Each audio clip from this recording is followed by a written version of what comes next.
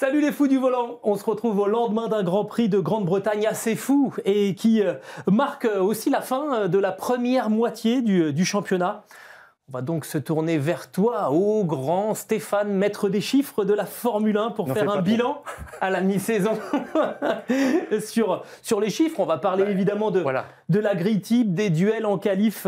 T'as des surprises? Bonbons. Ouais, t'as des surprises, Stéphane? Sans nous donner les chiffres, juste non, nous dire il y a des choses étonnantes ou pas? Oui, c'est ça, il y a des petites curiosités qui sont très parlantes. Bon, eh ben on va y revenir.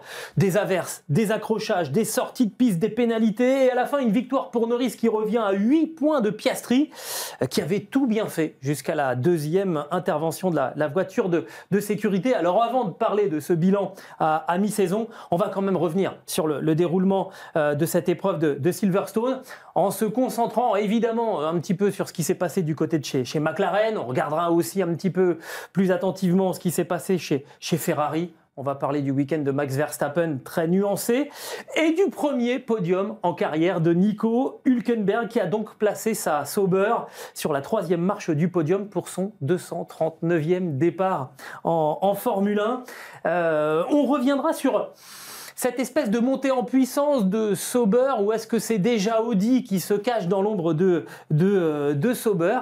Mais c'est assez intéressant quand on gratte un petit peu pour voir ce qui se passe derrière. On commence donc, Stéphane, si tu le veux bien, par parler de ce week-end chez McLaren du côté de Silverstone avec un Piastri qui, alors certes, n'avait pas obtenu la pole position, mais sur la première partie du Grand Prix, il a quand même été très très impressionnant, puisqu'au moment où on sort la voiture de sécurité pour la première fois du Grand Prix, il compte 14 secondes d'avance sur le reste du peloton. Il a dépassé Max Verstappen vraiment... en lui réglant son compte, mais on voyait bien que ça allait finir par passer pour l'Australien. Première neutralisation, donc les 14 secondes d'avance sont envolées. On repart, il reprend un petit peu de marge, sortie de piste pour Isack Hadjar. Deuxième neutralisation, et c'est là, juste à la fin de cette neutralisation, qu'il va mettre ce grand coup de frein qui va lui valoir cette pénalité de 10 secondes.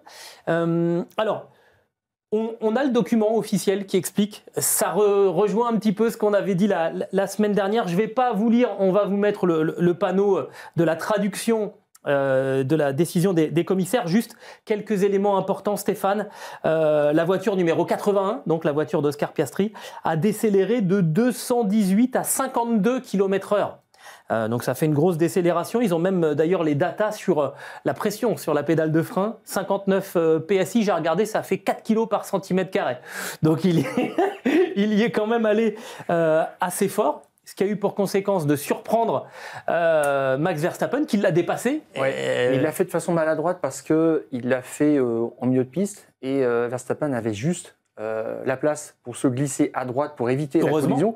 Il l'aurait fait sur un côté, et je ne sais pas, il y aurait peut-être eu un doute dans l'esprit des commissaires, mais si tu remarques bien sur cette phase, en fait, juste avant, il zigzague, et Verstappen louvoie quand même moins, et il met ce grand coup de frein. Donc en fait, pour le redémarrage, il a des pneus chauds et il a des freins qui sont à température. Ouais. Voilà, il prépare tout et mieux que Verstappen. Et on l'a vu, Verstappen est vite parti en sucette. Bon, mais là, il a traîné cette erreur, il l'a payé à la fin, parce que autrement, c'est lui qui gagnait. Ça lui apprendra quelque chose de plus. Mais je trouve aussi que la publication des directives ou des lois de la piste, telles qu'elles sont, apaise un petit peu les esprits, un petit peu partout, et on comprend. Ça a éteint toute polémique, et d'ailleurs les commissaires ont fini dans leur décision par expliquer l'article 55.15 du règlement sportif de la FIA imposait à la voiture 81 de poursuivre sa course à une allure n'impliquant aucun freinage erratique ni aucune autre manœuvre susceptible de mettre en danger les autres pilotes à partir du moment où les feux de la voiture de sécurité s'éteignent. Ce que la voiture 81 a fait constituait clairement une infraction à cet article. Conformément aux directives relatives aux pénalités, nous avons infligé une pénalité de 10 secondes à la voiture 81. 10 secondes, c'est cher payé, mais c'est comme ça. C'est le standard, mais après les autres sauront. Et puis, il faut que ça reste comme ça jusqu'à la fin de la saison au moins, avant que ce soit peut-être révisé. Mais au-delà de ça, sur la physionomie même du Grand Prix, je trouve que c'est un circuit absolument fantastique. On remerciera jamais assez James Brown, franchement, qui est, comme chacun le sait, le designer du circuit de Silverstone. C'est vrai. En 1948, l'Automobile Club local, en fait, convient le prêt pour 1 an simplement auprès du ministère de l'Air de cette base aérienne qui est désaffectée en disant nous on va essayer de faire de la course automobile sur ce plateau. Et ce monsieur James Brown qui est employé à l'Automobile Club local, en fait, a 2 mois simplement pour imaginer une piste. Incroyable. Pour faire tourner des voitures, et c'est juste fantastique ce qu'il a inventé. On nous parle beaucoup d'Hermann Tilke, des gens de la nouvelle génération, mais on en revient toujours sur les circuits les Big Five. Oui, les Big Five. Suzuka, Monaco, Spa, Silverstone et Monza. Ces 5 grands circuits dont la conception remonte à très très longtemps. Il y a des gens qui avaient une vision absolument fantastique, qui dessinaient pas de chicane, etc. Et puis qui organisaient aussi des grands dégagements parce que cette piste est géniale sur piste sèche. Tu sors un peu, tu fais un off, mais alors sur mouillé, là, c'est hommage à Wimbledon direct. C'est sur le gazon sur 200 mètres. Et c'est pour ça aussi qu'il n'y a pas eu d'énormes cartons. Ça a tapé un peu. Il y a eu du carbone, il y a eu de la pièce détachée, comme tu dis assez souvent. Mais pas de dégâts humains. Ce circuit, a tous les avantages. Franchement, là, on l'a vu dans différentes conditions. C'est vrai, clairement. Voilà donc pour McLaren. Un petit focus rapidement sur Ferrari. C'est la fin d'une longue séquence de podium ininterrompue pour Lewis Hamilton à Silverstone. On en était à 12, c'est ça 12 podiums, oui. Il termine 4e, mais alors après s'être battu vraiment comme un lion, quelques très très beaux dépassements. Alors c'était intéressant parce que un coup il disait la voiture elle est incontrôlable et puis le virage d'après il te sort une manœuvre qui est assez incroyable. Le contraste assez saisissant aussi avec Charles Leclerc. On va y revenir pendant les bilans de mi-saison, mais Charles Leclerc il a manqué de rythme et il l'a dit lui-même. Il était nulle part pendant ce Grand Prix. Ça a commencé par une mauvaise décision passée en slick. Bon ça on peut pas le savoir, peut pas le savoir à l'avance et ça l'a tout de suite mis sur un forêt. Oui, tout à fait. Et j'en viens aussi à cette grande difficulté. En fait, ta garde au sol, elle peut pas être bien sur le sec et sur le mouillé ou dans des conditions changeantes. Et ta voiture que tu commences à apprivoiser devient un enfer d'un tour à l'autre parce que là, à la force de l'orage, les deux qu'on a vu s'abattre sur le circuit, on te dit mais mon Dieu, c'est pas possible. Là, on transforme les Formule 1 en hors-bord. Exactement. Et c'est ce qui a provoqué d'ailleurs la neutralisation de la course en début d'épreuve. On n'a pas bien compris parce que les pilotes étaient en pneus intermédiaires et on interrompt la course. Enfin, en tout cas, on la neutralise. Parce qu'il y a trop d'eau, mais en fait, c'est pas à cause de la capacité des pneus, c'est du fait de cette planche qui est quasiment au sol et qui finit par faire surfer les voitures. C'est même pas un problème de pneus, c'est un problème de fond plat. Et ça, il va falloir y réfléchir, mine de rien.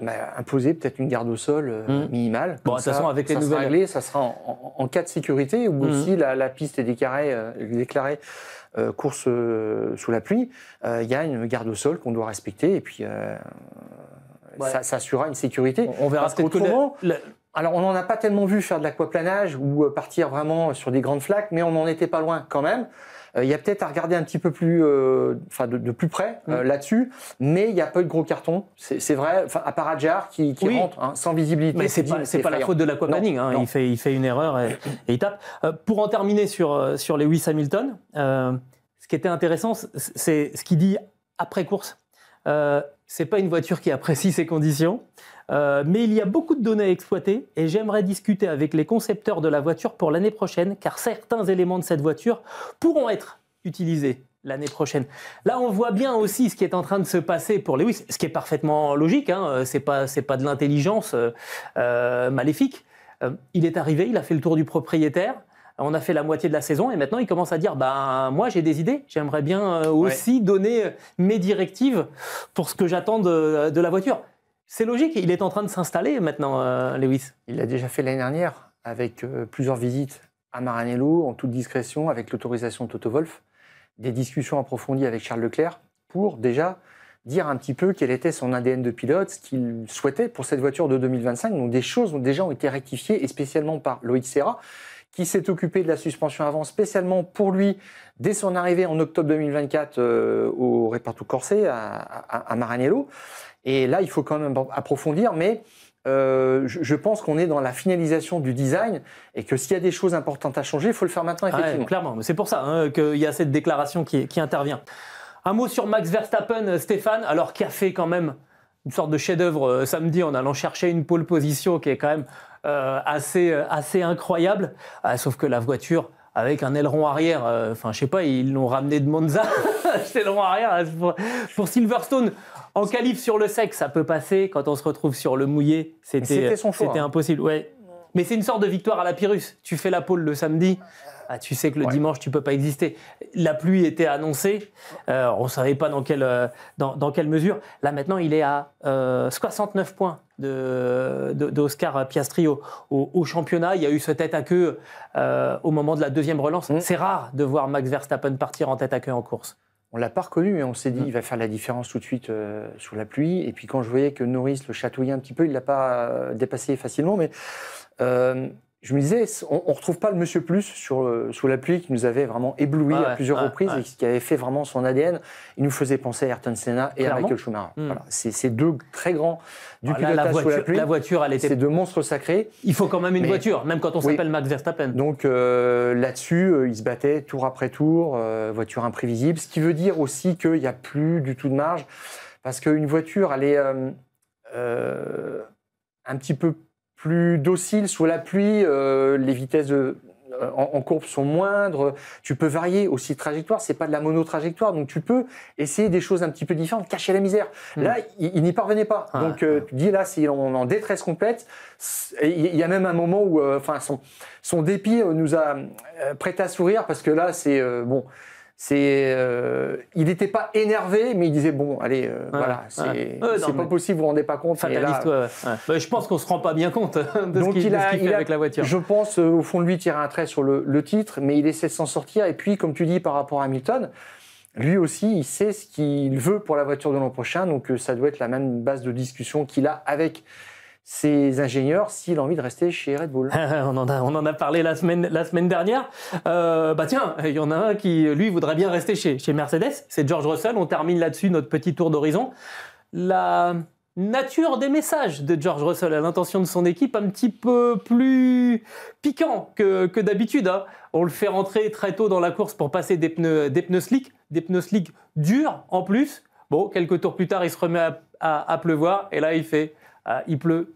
Brillant, les gars. Voilà, c'est vraiment une façon de leur dire. Il y a une petite part d'ironie. Ouais, ok, vous voulez pas me re-signer, d'accord, mais vous n'êtes pas irréprochable. C'est un gentleman. De toute façon, George Russell, il n'a pas eu un écart de langage ni rien, mais c'est par ces petits messages comme ça à la radio, juste en passant. Le vocabulaire que tu emploies, qui te dit finalement plus que simplement le message brut en lui-même. Et ce qui est dommage, c'est qu'ils attendaient un temps frais, donc ils l'ont eu. Oui. Et pour autant, ça n'a pas transformé la voiture. Ils ne l'ont pas retrouvée telle qu'elle aurait dû être, se battre au moins pour un podium. Bon. Non, loin du compte. La victoire de George Russell au Canada, tu as l'impression que c'était il y a 6 mois. C'est une circonstance très particulière, avec une chaleur en plus qu'ils ont tenté d'expliquer qui ne correspondait pas à leur standard habituel. Non, mais... Parce que la voiture ne devait pas être bien, mais ça, c'était aussi Monsieur Plus, certainement, le Monsieur Samedi qui est devenu Monsieur Dimanche aussi. Mais ça a tourné vite, en tout cas, pour Mercedes. Voilà sur ce petit tour d'horizon rapide, après ce Grand Prix de Grande-Bretagne qui a quand même été assez spectaculaire. Cette fois, on y est. On est à la mi-saison. 12 Grands Prix sur les 24 inscrits au calendrier de cette saison 2025 ont été négociés. Alors, au grand maître des chiffres, Stéphane Vrignot. Non, mais tu sais, je fais juste des additions. Voilà. C'est tout. Et quelques soustractions, et c'est tout. Faut parfois les faire. Non, mais, par quoi est-ce que tu veux commencer ce bilan de mi-saison ? J'aime me dire que la grille type, c'est encore quand même le révélateur ultime de la vitesse d'un pilote sur un tour. Et comme tu le dis, Verstappen, qui a une voiture qui est mal configurée, qui a une fenêtre de fonctionnement très étroite, il arrive à en tirer quelque chose de fabuleux sur un tour à Silverstone. Et donc, c'est le critère pour moi. On rappelle le principe de la grille type. Celui qui est en pôle marque 1 point, celui qui est 20e marque 20 points. 20 points. Tu fais le calcul, celui qui a le moins de points est le meilleur qualificateur. Une non-participation, c'est 25 points, parce qu'on ne peut pas le mettre dernier au même niveau que quelqu'un qui s'est quand même qualifié dernier sur la grille. Et puis, on additionne tout ça et on enlève les 2 moins bons résultats, puisque tous les 5 Grands Prix, j'enlève un résultat. Donc, ça supprime quand même le facteur malchance. Et on a toujours Piastri. Donc, en pole position type de cette saison 2025, avec donc 19 points, toute l'addition de ses places. ces 10 meilleures places. Devant Verstappen, c'est pas une énorme surprise, mais ce qui est un petit peu gênant pour Norris, c'est qu'il est 3e, avec quand même globalement la voiture la plus complète du plateau.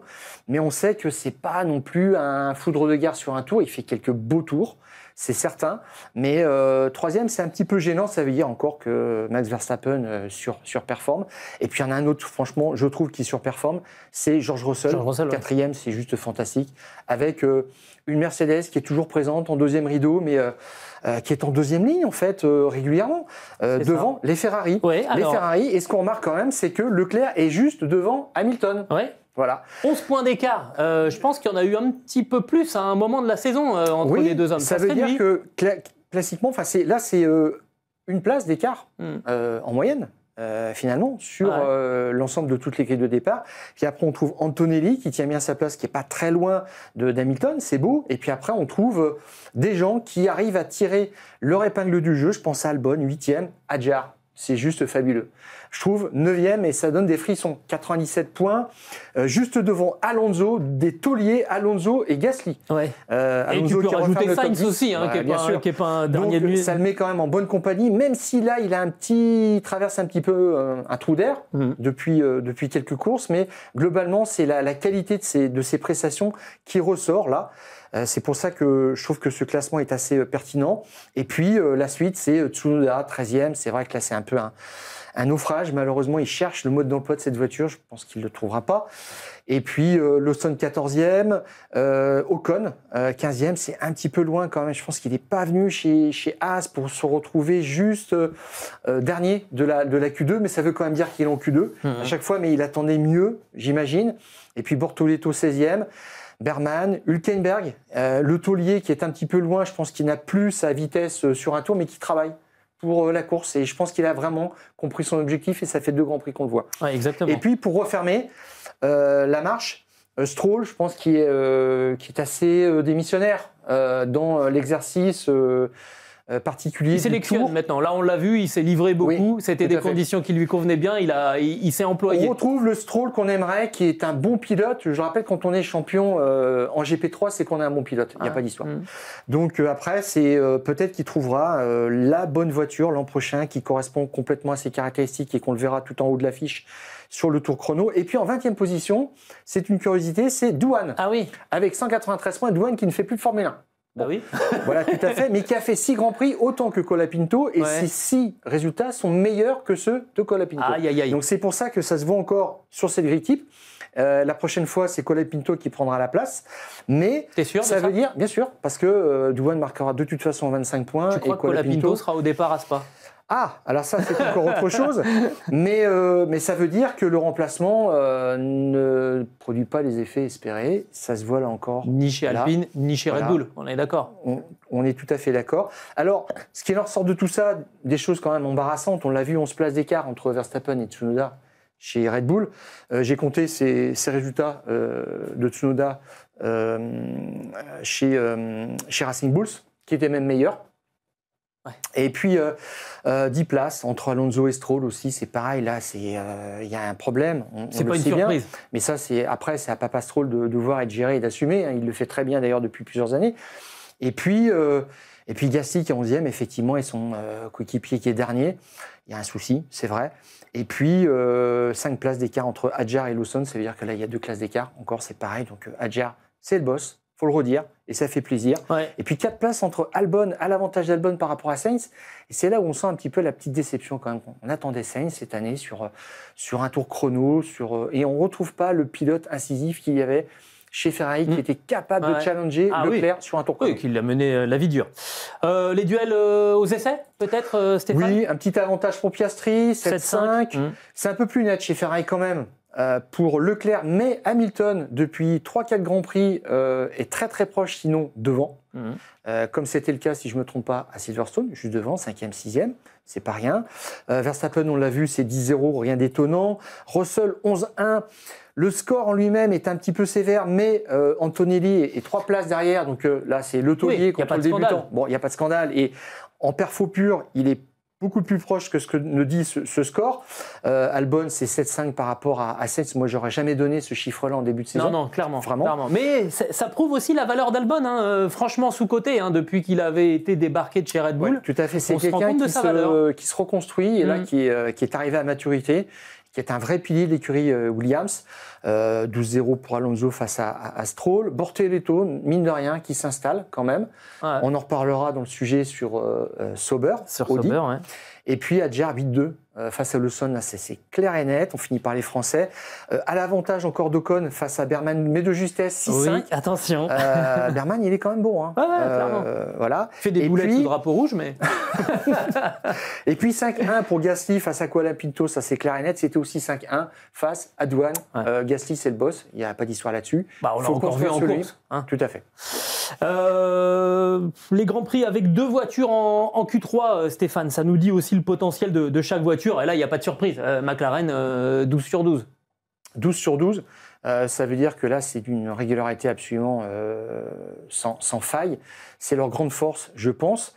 10 ensuite pour Ferrari, voilà. Alors, c'est là où c'est un petit peu étonnant parce que... Enfin, étonnant. On les a vus un petit peu défaillants parfois en Q2, mais finalement, c'est les meilleurs des autres par rapport à l'écurie Mercedes et Red Bull. Voilà. Mercedes est à 9, donc tout près de Ferrari. Par contre, Red Bull. Avec un jeune pilote quand même aussi. Et puis Red Bull, par contre, qui est un peu plus en difficulté. Ben ça, c'est pas très étonnant avec un seul pilote. Et alors, attends, Racing Bulls est devant Red Bull, avec 4 fois les 2 voitures en Q3 et seulement 3 fois pour Red Bull. Là, c'est quand même symptôme d'un vrai problème. C'est génial. Ça veut dire que là, il a du nez aussi où il sait gérer ses pilotes. Laurent Mekies, tu as vu quand même que c'est juste épatant. Alors, je pense que le résultat serait plus encore à l'avantage de Racing Bull si Tsunoda était aux côtés de Adjar parce qu'il avait bien la voiture en main, mais c'est parlant et ça veut dire qu'ils ont fait une inversion mais pour rien. Et en tous les cas, Racing Bulls surperforme aussi sur un tour. Ils savent bien gérer tout ça. Là, c'est encore le mérite de Laurent Mekies, certainement. Quand tu as un patron qui a été ingénieur, qui a été stratège, qui a été directeur sportif chez Ferrari, il a une vision globale. Et quand ça compte, quand on est dans le money time, quand tu as 30 secondes pour prendre une décision cruciale, etc. C'est le monsieur plus aussi. Ouais, clairement, ça fonctionne bien dans cette équipe. Bon, tout ça, ça traduit une domination de McLaren. Stéphane, 12 Grands Prix, 7 pôles, c'est ce que je retiens de tes chiffres. 12 Grands Prix, 7 pôles, oui, tout à fait. Comme tu le dis, Gilles, 7 pôles position. 2 fois, ils ont mis leurs 2 voitures en première, ce qui est faible, finalement, par rapport au potentiel. Et il y en a toujours un qui se loupe un petit peu, qui s'en veut, qui a raté un virage, clairement. Et puis, c'est 9 victoires quand même sur 12. C'est net, c'est 5 doublés, ça commence à peser. C'est 464 tours menés, ça ne vous dit pas grand-chose. C'est 63% des tours quand même en tête. Donc on voit, c'est la norme de voir une McLaren en tête. Et puis, c'est 238 points d'avance au championnat. Il n'y a plus de championnat constructeur. Si ça continuait sur ce rythme-là, McLaren serait champion 5 Grands Prix avant la fin du championnat. Donc c'est bien parti pour conserver le titre à Woking, ce titre acquis l'année dernière. On va faire un petit aparté, Stéphane, parce que là, on a quitté Silverstone. Dans 3 semaines, on sera à Spa. Autrement dit, on va passer d'un Big Five à l'autre. Et on fait un petit focus, justement, sur les statistiques des pilotes sur les Big Five. Parce que, on parlait tout à l'heure de la pole position de Max Verstappen samedi à Silverstone. Elle est fantastique. C'est un moment de bravoure. À Silverstone, c'est encore mieux que ça. Et c'est parce que c'est Silverstone, je pense, qu'il fait aussi la pole position. Il y a beaucoup de critères qui sont sélectifs. Et c'est pour ça qu'on le retrouve. C'est juste génial. Alors, je crois que c'était sa pole position numéro 44, je crois. Dont 10 sur des Big Five. Alors, les Big Five, donc, encore une fois, Suzuka, Monaco, Spa, Monza, Silverstone. Mais le roi, quand même, des Big Five, c'est encore Lewis Hamilton, 24. Donc, il y a encore du travail pour 24 pole position. C'est fantastique. Wow. C'est fantastique. Et le troisième, moi, j'aurais pas donné... Sur les pilotes en activité 2025, celui qui a réussi le plus de pole position sur des circuits du Big Five, c'est Charles Leclerc. Devant Fernando Alonso, quand même. c'est juste énorme. Ça dit aussi la capacité. Pointe de vitesse, ouais, bien sûr. C'est là qu'on voit ça comme ça, sur les circuits vraiment de seniors. Puis on le verra peut-être encore à Spa-Francorchamps. Et puis, dans le détail, on était épaté par ces 24 pole positions sur les Big Five de Lewis Hamilton. Eh bien, ça se décompose ainsi, 7 à Silverstone, 7 à Monza, quand même. Alors, bon, Monza, c'est pas une grande partie de pilotage, mais c'est l'antre de Ferrari, il faut briller là-bas, c'est un petit peu plus dur qu'ailleurs. C'est le temple de la vitesse, voilà, parce que mine de rien, la voiture, elle a quasiment pas d'appui. Peu d'aileron, tout à fait. C'est 6 à Spa, c'est juste génial. 2 à Monaco, ce qui est peu finalement, il n'aime pas tellement ce circuit, en fait. Et puis 2 à Suzuka, c'est ce qui me surprend un petit peu plus. Et puis, ça doit l'ennuyer, ça. Et puis par contre, Verstappen, Suzuka, c'est son jardin, on l'avait vu cette année, avec Silverstone, troisième pole position à Silverstone, et puis une pour Monza, Spa et Monaco. C'est juste génial quand même déjà cette carte de visite, 10 pole positions. Et puis si on retient juste les recordman des pole positions sur les circuits du Big Five, à Suzuka, le roi, c'est Schumacher avec 8. À Monaco, c'est Senna avec 5. Je pensais peut-être un petit peu plus, mais 5 déjà, c'est beau. Et puis donc, à Silverstone, c'est Hamilton 7. À Spa, c'est Hamilton 6. Et à Monza, c'est Hamilton 7. Voilà. N'en jetez plus. Le Big Five, on est obligé de parler. On a parlé beaucoup de Lewis Hamilton, qui a des chiffres à faire tourner la tête. En général, Ferrari a aussi des statistiques assez éberluantes. Alors des statistiques déjà qui montrent qu'ils ont atteint un point d'équilibre, je pense, depuis quelques Grands Prix. Ils sont assez à la deuxième place du championnat. Ils l'ont renforcé, cette deuxième place, par rapport à Mercedes, dans des conditions quand même changeantes, chaotiques, mais ils arrivent à survivre. C'est ce qu'a dit Fred Vasseur. D'accord, McLaren a dominé, mais derrière, c'est nous qui avons marqué le plus de points. Mine de rien. Bon. Et puis ce que je vois, toujours pareil, c'est ça qui est fabuleux, c'est que c'est une écurie qui performe. Sauber a marqué 15 points. Ferrari en a marqué 12. Désolé, pardon. Fred. Tout à fait. Mais c'est toujours un moteur Ferrari. Mais oui, effectivement. Et non, ce que je voyais juste, c'est qu'il ne faut pas lâcher l'affaire. On ne lâche pas l'affaire. Chez Ferrari, on attend une victoire. Mais là encore, sur les pit stops, c'est ça qui me fascine. C'est une écurie qui performe. Ils ont 8 pit stops sur 12 Grands Prix au total cette année. 2 pour Sauber, on y reviendra. Et puis 1 pour McLaren et Red Bull. Enfin, ce week-end qui a marqué avec Tsunoda, ils ont fait l'intervention la plus rapide.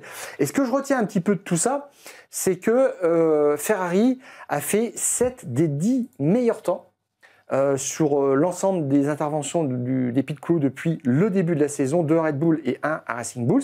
Et qui est spécialement le mieux servi dans cette histoire, c'est Charles Leclerc. Alors là, c'est juste incroyable. Si tu l'entends parler du pit crew et de le critiquer, c'est qu'il y a quelque chose qui ne va pas. Mais pas du tout, puisqu'il a eu 5 meilleurs chronos cette année et 2 places de 3e. Et surtout, en fait, il a les 4 interventions les plus rapides depuis le début de la saison. Bien servi. 2 secondes en Arabie Saoudite et à Monaco. 2 secondes 4 à Imola et 2 secondes 5 en Chine. Quand il rentre au stand, tout le monde est au garde à vue. Clairement. Voilà pour ce bilan de mi-saison. On a parlé des grosses équipes. Stéphane, 12 Grands Prix sur 24. Mais on est quand même obligé de s'intéresser à une association, j'ai essayé de résumer, l'association de l'extrême sobriété et de la discrétion absolue. Tu me vois venir ? Hülkenberg, Sauber.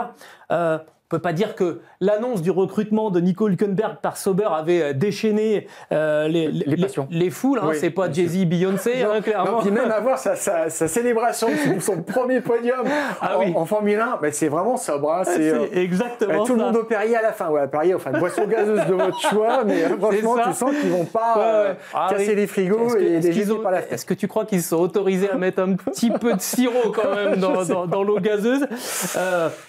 C'était dans l'ombre du transfert de Lewis Hamilton chez Ferrari, mais force est de constater que cette association, elle finit par se faire remarquer parce que Sauber enchaîne les bons résultats. Ce premier podium de Nico Hülkenberg qui détenait ce record incroyable du plus grand nombre de grands prix négociés sans être jamais monté sur le podium, ça lui collait un peu à la peau. 239 départs et ça y est, le premier podium pour Nico Hülkenberg. Il fallait remonter jusqu'à 2012 pour trouver le dernier podium de Sauber. Kamui Kobayashi à Suzuka, course là assez phénoménale aussi du pilote japonais. Hülkenberg, il avait laissé passer pas mal d'occasions. Hein. D'ailleurs, en conférence de presse, il y a un journaliste qui lui a rappelé sa sortie de piste au Grand Prix d'Allemagne, en plus, en 2019, alors qu'il est chez Renault. Il y avait eu un accrochage aussi avec Lewis Hamilton, alors qu'on se bagarrait aussi pour une place sur le podium. Mais depuis, Nico Hülkenberg a endossé une sorte de panoplie, tu sais, du gars sûr dans ton équipe. Hein. J'ai relevé une statistique, 120 courses terminées entre la 7e et la 11e place. C'est-à-dire que dans le midfield, il est là, il prend sa place, il va au turbin, jamais un mot plus haut que l'autre. Et il est là. Et on voit que Sauber est en train de monter en puissance. Le bilan des derniers Grands Prix, il est assez phénoménal. Oui. Sauber est 6e au classement des constructeurs, à 18 points de Williams. Oui, je n'ai pas checké avant de... Non, mais je te le dis, 6 points, à 18 points seulement de Williams. Sauber a inscrit 35 points sur les 4 derniers Grands Prix, contre 5 pour Williams. Et si tu vas plus loin, 35 points pour Sauber, 29 pour Red Bull. J'étais sûr que tu allais dire le chiffre. La comparaison est facile. Alors, il n'y a pas de championnat des remontées, je le dis assez souvent, mais sur le précédent Grand Prix en Autriche, c'était de 20e à 9e, c'était déjà assez remarquable. Ouais. Quand tu pars dernier, tu peux gagner les places quand il y a des cartons devant quand même, mais non, il avait fait le job quand même hein, dans le peloton. Et puis là, c'est de 19e à 3e, quand même, c'est assez hallucinant. Hein. C'est tout à fait la marque de fabrique de Nico Hülkenberg, qui je me souviens en 2010, pour ses débuts chez Williams, en fait, il avait carrément failli gagner au Brésil. Il était en tête, il s'était fait percuter. C'était au moins un podium assuré.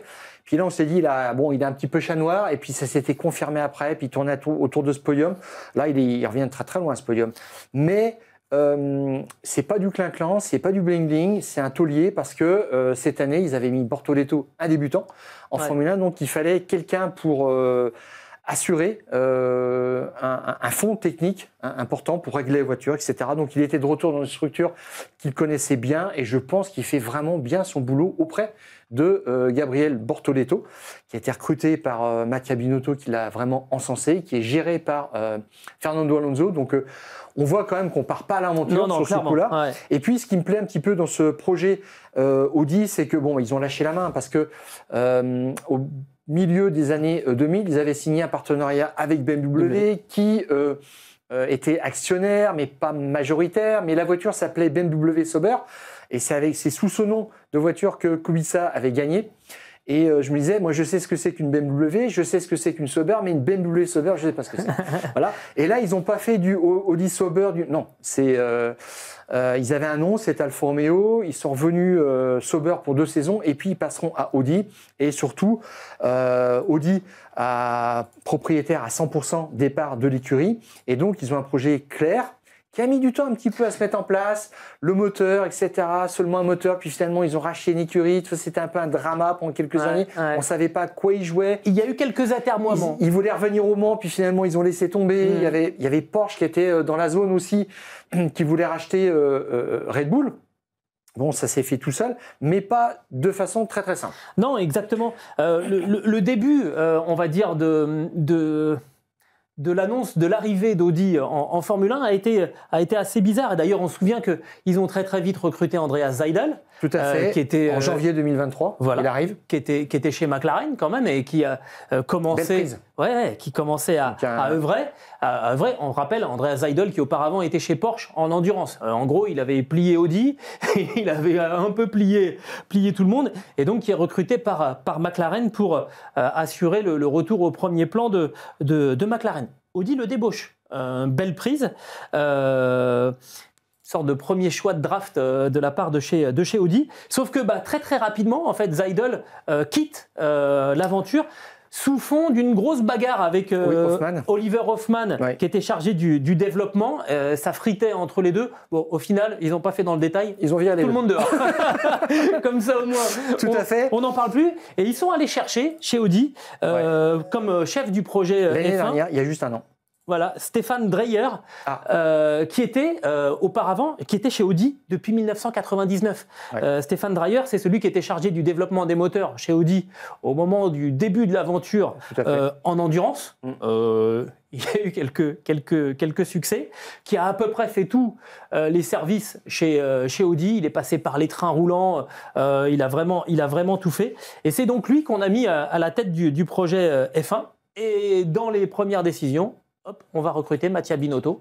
Belle prise aussi chez Sauber. Toi, t'en as une autre? Ça s'est pas fait simplement parce que début, ça doit être au premier trimestre 2023, il y a Mattia Binotto qui se rend à l'usine moteur de Neubourg pour sonder un petit peu le projet Audi, parce qu'Audi le veut. Ils savent que c'est lui qui est l'homme de la situation. Il est passé par tous les postes d'ingénieur motoriste chez Ferrari en 95 à boss de la technique et team principal chez Ferrari. Et Mattia Binotto, quand il ressort des réunions, il dit j'étais en réunion, mais il y avait des clowns dedans, carrément. Des gens qui n'étaient pas sérieux, qui n'avaient pas de vision. Et il le dit dans des mots un petit peu plus choisis plus tard. Il dit quand je suis arrivé, il n'y avait ni phase, ni plan, ni développement, il n'y avait rien. Il n'y avait rien du tout, il n'y avait pas de vision. Et ce qu'il a dit, c'est que l'écurie était en mode survie. Depuis une décennie à peu près, c'est une écurie qui fonctionnait vraiment à la Peter Sauberg. On est raisonnable, on ne tire pas de plomb sur la comète. Un exemple parmi d'autres, Peter Sauber, quand il revend le contrat de Kimi Räikkönen à McLaren, il s'en sert pour acheter une soufflerie, pour moderniser la soufflerie et qui devient l'une des plus modernes du plateau. À ce moment-là, ouais. Donc c'est dire un petit peu comment est-ce qu'il se place. Mais il dit, on est en mode survie. Le seul problème, c'est qu'en fait, il manque une mentalité de gagnant. Et il y a beaucoup à faire en termes de culture et de comportement à ce niveau-là, parce que c'était une écurie, on va dire, un peu plan-plan, et qui se contentait de faire le nombre en Formule 1, mais qui a quand même failli disparaître. Et après ce tournant des années 2009-2010, où il y a des écuries qui sont parties, d'autres qui ont mis la clé sous la porte, Sauber était déjà content d'être sur les grilles, et on était là-dedans, et c'est une écurie qui attendait d'être achetée, mais sans vouloir être vendu. Enfin, il y a une sorte de paradoxe dans cette équation. Oui, alors Sauber qui a quand même fait quelques jolis coups, c'est-à-dire qu'il se fait racheter par BMW ou qui vient massivement, qui a investi, et puis après qui part et qui leur vend l'écurie pour une bouchée de pain, et il la revend à d'autres gens, etc. Oui. Puis là, voilà. Et donc, Peter Sauber, c'est un super manager, dirigeant. Il a fait confiance en plus à des jeunes. Bon, c'est juste fantastique, on va pas revenir là-dessus. Mais c'est en mars 2024 que Audi prend réellement le contrôle de Sauber. Et quand même, l'année dernière, on se dit, mais qu'est-ce qu'ils font, etc. En fait, il ne se passe rien. Et les gens à l'intérieur de l'écurie disent, ça n'avance pas. Et on en avait parlé, on s'était un petit peu inquiété. Faisait un audit pour savoir un petit peu ce dont il y avait besoin, c'est-à-dire à peu près tout, ça c'est clair. Et puis il commence à recruter des gens comme Stefano Sordo, qui est directeur de la performance, et un ex-McLaren, un ex-Red Bull. Donc toujours on injecte de la performance, de la culture, de la gagne. Et ça c'est vraiment la patte des nouveaux gens qui sont en place. Ouais. Et dans les arrivées, Stéphane, Jonathan Whitley. Tout à fait. En dessous Mattia Binotto, ancien directeur sportif de chez Red Bull de 2006 à 2024. Au mois de mai, cette année, tout à fait. Il arrive dans la foulée, avec évidemment une période de jardinage, hein, comme on le dit souvent. Donc Jonathan Whitley qui arrive en 2024. Auparavant, il y avait James Kay aussi, qui était arrivé, l'ancien directeur technique de McLaren. Tout à fait. Qui arrive lui aussi à son poste de directeur technique. Et qui était recruté par Seidel. Dès que Seidel est arrivé, il l'a pris tout de suite parce qu'il venait de se faire débarquer par McLaren. Hop, la prise directe. On verra ce que ça donne. Hein. Mais là, la voiture de cette année, c'est son œuvre encore et elle fonctionne bien. Et il avait fait auparavant, dans une autre vie, une très bonne Sauber. Donc, des Toro Rosso intéressantes, etc. Des Toro Rosso intéressantes. Donc, c'est des gens qui connaissent le business. Voilà. Et donc, je peux te citer un dernier nom ? Depuis mai, moi, je sais lequel tu veux dire. Vas-y. Alors, je te laisse la priorité. Iñaki Rueda. Pardon ? Iñaki Rueda, directeur sportif, ex-stratégiste de chez Ferrari. Donc là, c'est pareil, c'est plutôt pas mal, c'est bien vu. Et donc, après le départ... On n'a pas eu que des compliments à lui faire. Non, mais il fait pas la stratégie. Directeur sportif. Bon, c'était l'ingénieur de Charles. Tout à fait. Mais là, c'est de la culture de la gagne. Et s'il est là aussi, c'est que Mattia Binotto, il n'est pas parti. Donc depuis que Binotto est arrivé, et donc on a un binôme Binotto Whitley depuis le mois de mai. Je trouve que ça tourne bien. Ils avaient remercié le chef du projet, Adam Baker, pour accueillir cette doublette. J'en ai un autre encore à te citer. Et là, pour le coup, c'est un Français, Éric Gandelin, qui est le chef designer de chez Sauber et qui est arrivé chez Sauber en 2002. Donc, c'est intéressant de voir aussi ce recrutement qu'on a fait très récemment. Et on a quand 2002. même... D'accord. 2002. Il a fait toute sa carrière, et on va voir maintenant ce que ça va donner. Tout ça pour vous dire que voilà, le recrutement, il a été fait. Il y a eu clairement un moment un petit peu où ça, de flottement. Un petit peu de flottement, exactement. Tout est reparti, et très récemment. La difficulté qu'il y avait pour recruter du monde, et Ferrari la connaît bien, c'est d'attirer du monde, de pousser des ingénieurs réputés, des techniciens, pour parler plus généralement, à quitter la Grande-Bretagne pour aller s'installer où ? À une ville en Suisse. Ça doit être très joli, mais il y a 8000 habitants.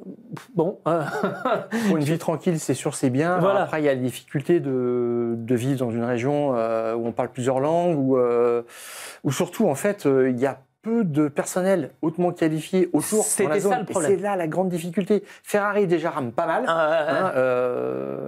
Racing Bulls aussi, à Faenza. Et là, ils sont arrivés un peu à la conclusion que... Il fallait installer des locaux. Tout à fait. Donc dans ce qu'on appelle la Motorsport Valley, donc dans cet endroit où il y a quasiment tout le monde. Donc ils ont acheté des locaux. Alors je ne sais pas si on dit Bicester, enfin bon bref, c'est dans la Motorsport Valley. Là, ça a quelques jours. Ça y est, les installations. Juillet. Voilà, les installations sont opérationnelles. Donc on va pouvoir continuer à attirer des gens. La problématique, Stéphane, c'est que donc le châssis sera fait à une ville en Suisse. Le moteur, effectivement, à Neubourg, sur le Danube, qui, comme son nom l'indique, est en Bavière. Et donc l'opérationnel dans la Motorsport Valley. On sent le début quand même d'une migration. Parce que là, c'est clairement l'objectif, c'est cibler des jeunes ingénieurs pour les amener à travailler pour le projet. Et ils vont développer cette antenne. Et je pense que InVille devient la logique. Ça me paraît on verra, mais en la tous les logique. cas, 300 employés recrutés en l'espace de 2 ans à peu près pour monter en gamme, et avec un objectif franchement qui est très clair, qui avait été annoncé avant Mattia Binotto, faire des podiums en 2028, et Mattia Binotto rajoute: nous voulons le meilleur moteur de Formule 1 et être champion du monde en 2030. Comme ça, c'est réglé, c'est clair. C'est elle plan annoncé. Façon Sauber, façon Audi, mais façon Audi qui tiendra peut-être un peu plus la route que qui se fait chez Alpine. Je sais bien, à force de remaniement, mais eux, ils ont quand même tout refait à peu près du sol au plafond. Avec, quand même, tu noteras, un V6 qui est fait en Allemagne, donc petite pierre dans le jardin de Mercedes, où on fait quand même un moteur, la partie la plus noble de la voiture, quand même, sous son toit, à la maison. C'est pas mal quand même, mais effectivement, cette migration-là, ça signifie que on ne pourra pas revenir en arrière, que Ferrari sera toujours Ferrari, mais qu'ils seront toujours en difficulté pour recruter. Racing Bulls se déplace en Angleterre progressivement, donc il ne restera plus qu'une écurie sur le continent, c'est Ferrari, et toutes les autres seront en Angleterre. Exactement. La seule chose finalement qui ne changera pas par rapport à la saison prochaine, c'est les pilotes, puisqu'on sait déjà que Nico Hülkenberg que son coéquipier Gabriel Bortoleto ont un volant pour 2026. Et on a envie de dire, c'est plutôt pas mal comme effectif quand tu vois Nico Hülkenberg, solide. C'est les 2 pilotes. Bortoleto prometteur, tout va bien. Dernièrement élu pilote du jour en Autriche et à Silverstone. C'est quand même bien, c'est raisonnable. Mais je pense que l'année prochaine, ils vont s'atteler à la question du recrutement des pilotes. Où là, Bortoleto est soutenu par Mattia Binotto, donc il ne va pas se faire débarquer.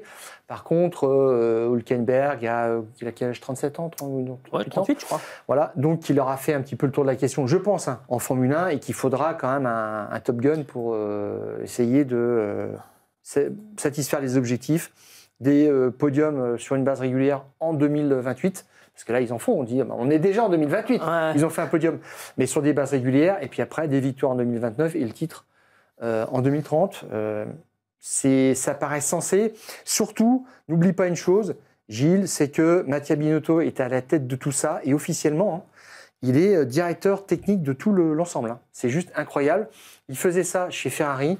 Il était boss du management et de la technique. Et là, il nous refait le coup chez Audi. Ouais. Ça marchait quand même pas mal chez Ferrari. Oui, il y avait des problèmes dans l'exécution, on va dire. Oui, c'est ça, les plans de course, etc. Et pour compenser, on a un Jonathan Whitley, qui est peut-être un des meilleurs managers de l'exécution. Donc, on a peut-être trouvé un attelage, on va dire prometteur. On attend de voir. Mais ça nous paraissait important de vous donner aussi un petit peu voilà, là où on en était dans la coulisse, parce que alors j'ai pas d'infos précises là-dessus, mais c'est clair qu'on a recruté aussi des stratégistes. Quand tu vois là le déroulement des courses depuis quelques épreuves chez Sauber, on est à chaque fois dans tous les coups. Et ça fait la différence entre une équipe moyenne et une équipe de premier plan où vous avez des gens, alors vous ne les voyez pas sur les murets, hein, c'est en remote, hein, c'est dans les usines, loin de là, où les garçons calculent, ou les filles d'ailleurs, parce qu'il y en a beaucoup maintenant, où le personnel, on va dire ça, calcule. Et là, on a fait un vrai step en avant du côté de chez Sauber, ne serait-ce qu'au niveau alors on parle souvent de Jonathan Whitley, des arrêts au stand et tout ça. La stratégie, on a aussi fait un pas en avant. Et c'est ce qui explique donc que Sauber va briguer clairement sur cette deuxième moitié de saison, une place parmi le top 5 des équipes en Formule 1. 18 points de retard par rapport à Williams. Honnêtement, si on prend les paris aujourd'hui, allez, moi je parie que Sauber termine la saison sur la première page au classement des constructeurs. Ah oui, donc dans la première moitié. Oui. Ouais.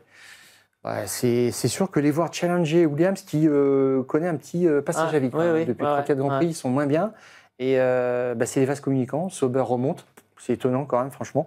C'est génial, mais Hülkenberg, le pilote le plus discret du plateau, quelqu'un qui est toujours assez pondéré, on sent qu'il a vraiment la tête sur les épaules, c'est ce qu'il leur fallait chez Sauber, point. On avance comme ça, c'est juste génial de faire, il y aura toujours matière à faire confiance à des gens qui connaissent le métier pour remettre une écurie aussi d'aplomb. Et si on avait d'ailleurs 2 Gasly chez Alpine, ça serait certainement ça serait assez pas bien. Mal, c'est clair, mais on peut pas. C'est Nico Hülkenberg, comme dirait Daniel Ricciardo. Bon Stéphane, faut rapidement parler de ce qui nous attend. Là déjà, il y a une mini-pause. Il y a une mini-pause. 2 week-ends sans Grand Prix, mais c'est pas la trêve estivale. Pas encore. 2 week-ends libres avant Spa, qui est forcément un des temps forts de la saison. On rappelle que Spa 2024, c'est la dernière victoire officielle de Lewis Hamilton en Formule 1, après la disqualification de George Russell. Je vais te... Lewis Hamilton a gagné 5 fois à Spa. Le record absolu du nombre de victoires, c'est 6 pour Michael Schumacher. On va reprendre un petit peu ce qu'on avait dit pour Silverstone. Ça serait quand même pas mal pour une première victoire au volant d'une Ferrari pour Lewis Hamilton. Bon, ça serait à peu près pas mal partout, mais là, ça serait bien. Dans le pilotage encore, c'est là où il peut faire la différence.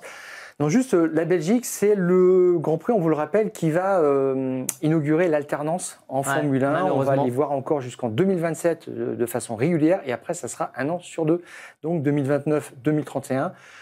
On peut espérer des négociations pour aller au-delà de ça, parce que quand tu as que 4 éditions en visibilité, maintenant c'est extrêmement faible, ça te met dans une situation extrêmement précaire. Il y a l'Afrique du Sud qui veut une date, etc. On espère garder ce joyau absolu au calendrier de la Formule 1. Alors, les petites choses particulières à Spa, c'est que je trouve qu'il se passe quand même des choses assez intéressantes, surtout dans le premier tour. Je vois depuis 2010, simplement, à 6 reprises, l'auteur de la pole position s'est fait déborder dans ce fameux premier tour, dans la montée, là, dans le Kemmel. Et donc, c'est ça qu'on attend aussi avec impatience. Et puis, alors, 2023, d'ailleurs, tu parlais du dernier exploit de Lewis Hamilton. Je pense aussi que c'est le dernier exploit de Sergio Pérez. En 2023, il ravit la première place dans le premier tour à Charles Leclerc. Et après, il a disparu de la circulation. 2012, pour le petit côté historique aussi, c'était le carnage Romain Grosjean.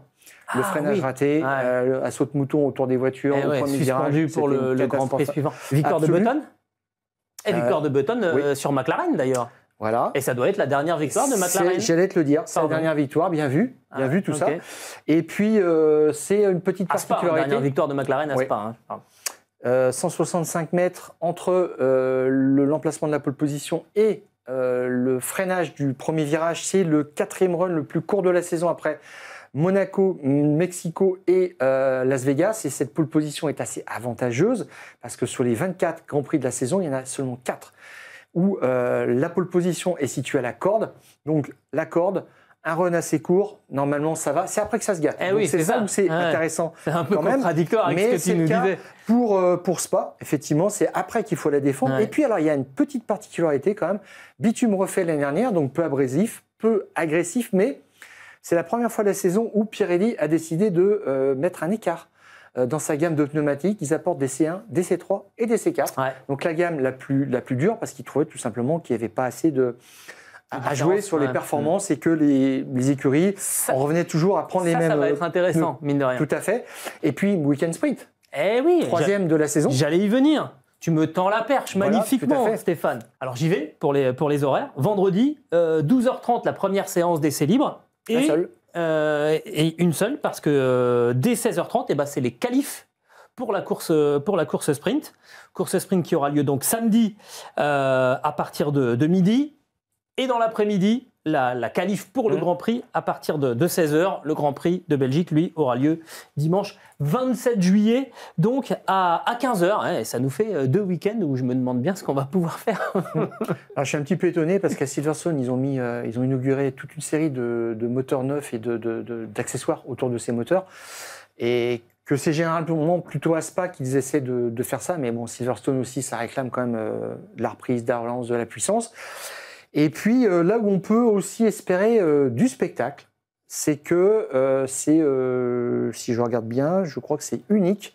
Parmi les Grands Prix du calendrier, les circuits du calendrier, les 3 derniers vainqueurs ne sont pas partis de la pole position. Ils sont même partis assez loin.